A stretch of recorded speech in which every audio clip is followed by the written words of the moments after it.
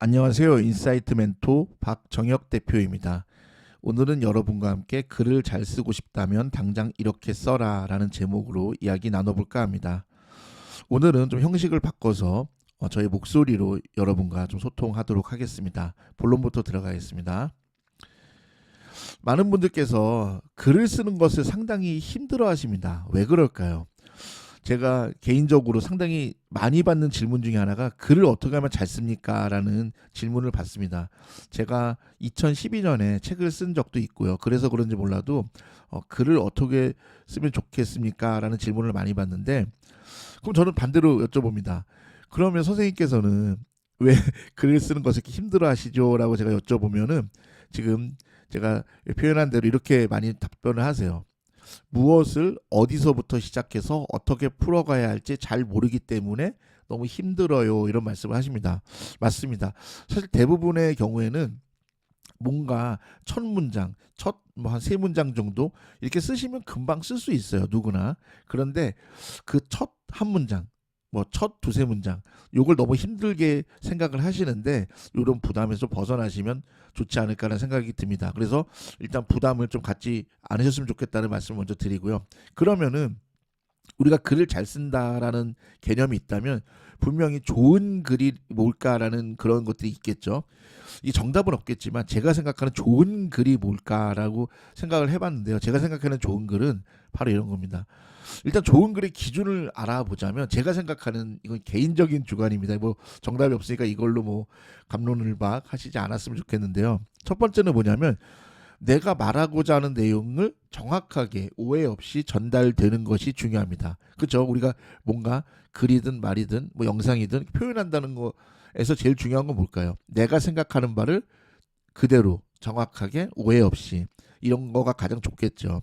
두 번째, 이왕 전달할 거 좀 논리적으로 체계적으로 전달이 되면은 듣는 사람, 뭐 보는 사람이 더 이해가 잘 되고 그런 것처럼 글도 글을 읽는 사람이 더 이렇게 쉽게 와닿게 하기 위해서는 논리적으로 전개가 된다 글이. 그 다음에 세 번째, 전체 내용을 한 호흡에 쭉 한 번에 읽히면은 더 좋습니다. 왜냐하면 가독성이 높아야 머릿속에 더 잘 기억이 남고 또 읽었을 때 편안함을 느끼고 그리고 그만큼 쭉 잘 읽힌다는 거는 쉽고 정확하게 잘 썼다는 의미이기 때문에 저는 개인적으로 이 세 가지 기준을 좋은 글이라고 생각을 합니다. 그러면 어떻게 하면 좋을까? 하나씩 또 설명을 드릴까 합니다. 첫 번째, 일단 말하고자 하는 내용을 어떻게 하면 정확하게 쓸 수 있냐라고 여쭤보신다면 저는 키워드 형태로 쓰라고 꼭 말씀드립니다.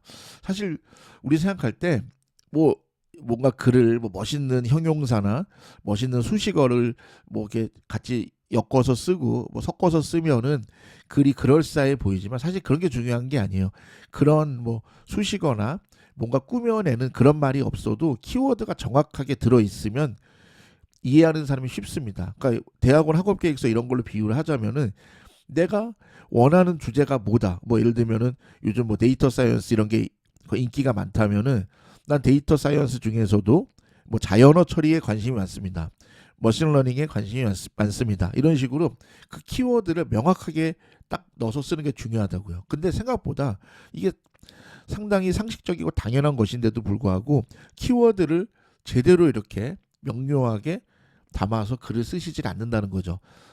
일단 첫 번째는 키워드가 잘 박혀 있게, 그리고 딱 글 읽었을 때 키워드가 먼저 눈에 띄게 쉽고 간결하게 쓰는 것이 먼저 중요합니다. 두 번째, 아까 이제 두 번째 그 좋은 글의 요건 중에서 논리적으로 내용을 전개하는 게 중요하다고 그러는데 어떻게 하면 할 수 있냐?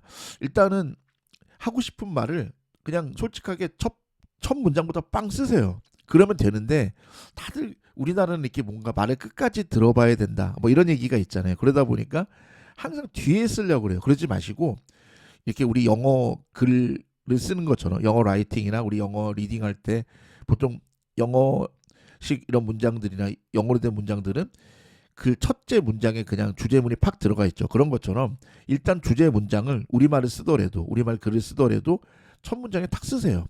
그리고 나서 이어진 내용이 뭐냐면 그 주제문에 대해서 근거가 되는 거, 뭐 사례가 되는 거 이런 것들을 쭉 연결해서 쓰시면 제법 이제 한 단락이 되죠. 그리고 논리적으로 잘 이렇게 전개가 안 되는 이유 중에 하나가 자꾸 이렇게 내 생각이 정리가 안 되다 보니까 쭉 말을 하다가 막 그러나 하지만 뭐 이런 얘기를 자꾸 쓰면 이게 또 배가 산으로 갑니다. 한마디로 이렇게 뭔가 흐름이 깨져요. 그러니까 가급적이면은 그러나 하지만 이런 거를 쓰지 마시고 뭔가 이렇게 개요를 잡으실 때 쭉 논리적으로 이어지게 쓰시고 그러나 하지만에 해당하는 뭔가 반대되는 내용들, 뭐 반발하는 내용들, 뭐 반박을 해야 되는 그런 내용들은 조금 글의 흐름에 맞지 맞도록 글의 흐름에 맞도록 뭐 별도 단락을 쓴다든지 아니면은 뭐 뭔가 이렇게 흐름이 깨지지 않는 범위에서 적절하게 섞어 넣어야지 이거를 뭐 그냥 전혀 그렇지 않은 상황에서도 그러나 하지만 이렇게 쓰면은 안 되는 것이죠. 그러니까 그러나나 하지만 같은 접속사 뭔가 내용이 어, 반박을 하거나 반대되는 내용을 쓸 때도 이게 때와 장소와 맞게 TPO에 맞게 우리 말을 해야 된다 이런 것처럼 그 흐름에 맞게 내용에 맞게 해야 된다는 거죠. 그러니까 이런 부분들은 좀 잘 감안해서 쓰시면 좋을 것 같습니다. 그럼 마지막 세 번째 전체 내용을 한 호흡에 읽히게 하는 것이 중요하다고 제가 세 번째 좋은 글의 요건으로 설명을 드렸는데요.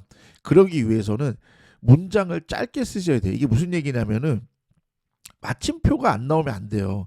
어떤 걸 보다 보면은 뭐 했고 뭐 했지만 어쩌고 쉼표가 계속 이어져서 이게 막 세 줄 네 줄씩 가요. 그러면 안 됩니다. 제일 좋은 거는 그냥 이렇게 마침표가 한 줄 정도에서 끝나는 게 제일 좋고 혹시 길어져도 한 두 줄 정도 내에서는 마침표가 나와야 돼요.